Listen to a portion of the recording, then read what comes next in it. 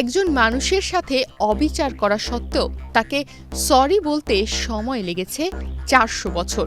আজ আমরা এমন একজন মানুষের গল্প শুনব, যিনি আকাশের দিকে তাকিয়ে বলেছিলেন পৃথিবী সূর্যের চারপাশে ঘোরে, আর এই কথাটার জন্য তাকে বিচারের কাঠগড়ায় দাঁড় করানো হয়েছিল। শুধু তাই নয়, তার জীবনের শেষ দিন পর্যন্ত তাকে ঘরবন্দি করে রাখা হয়েছিল। আর এই অন্যায়ের জন্য ক্ষমা চাইতে যাদের ৪০০ বছর সময় লেগে গেছে, তাদের নাম ক্যাথলিক চার্চ। ১৬শ শতকে ইতালিতে এক ছোট্ট ছেলের জন্ম হয়েছিল, যার নাম গ্যালিলিও গ্যালিলি। বিজ্ঞান তখনও শিশু আর সমাজ ধর্মের শিকলে বাঁধা। ছেলেটা বড় হলো, গণিতে ছিল সে অসম্ভব পারদর্শী।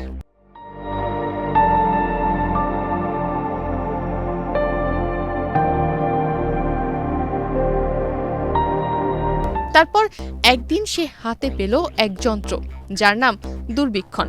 আর সেই যন্ত্রে চোখ রেখেই সে যা দেখল, তা শুধু আকাশ নয়, কাঁপিয়ে দিল পৃথিবীকে।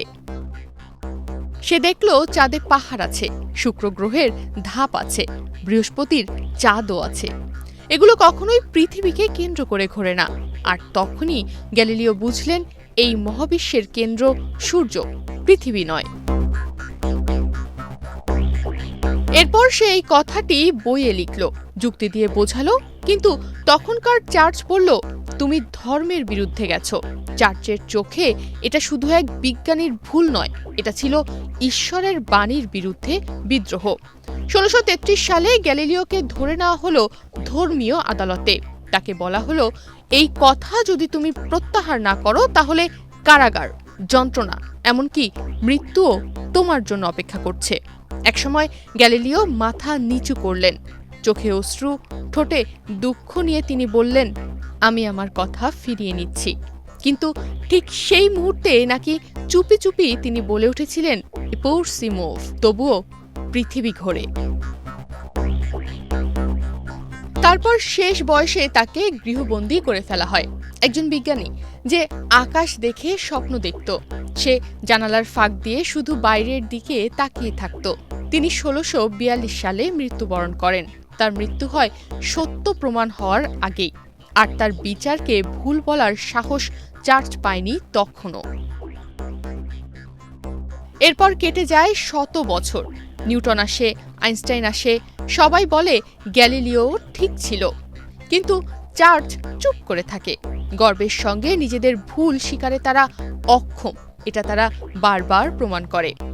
এরপর ১৯৭৯ সালে একবার আওয়াজ ওঠে, গ্যালিলিওর বিচার আবার খোলা হোক।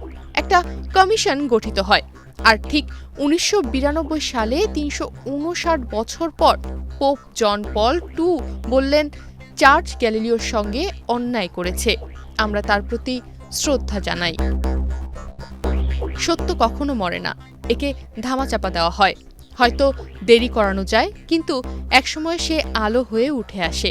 গ্যালিলিও সেই আলোর নাম। আজ আমরা সবাই জানি পৃথিবী সূর্যের চারপাশে ঘোরে, কিন্তু এই সাধারণ সত্যটাও একসময় ছিল বিপ্লব। তনিমা রহমান, বাংলাদেশ প্রতিদিন।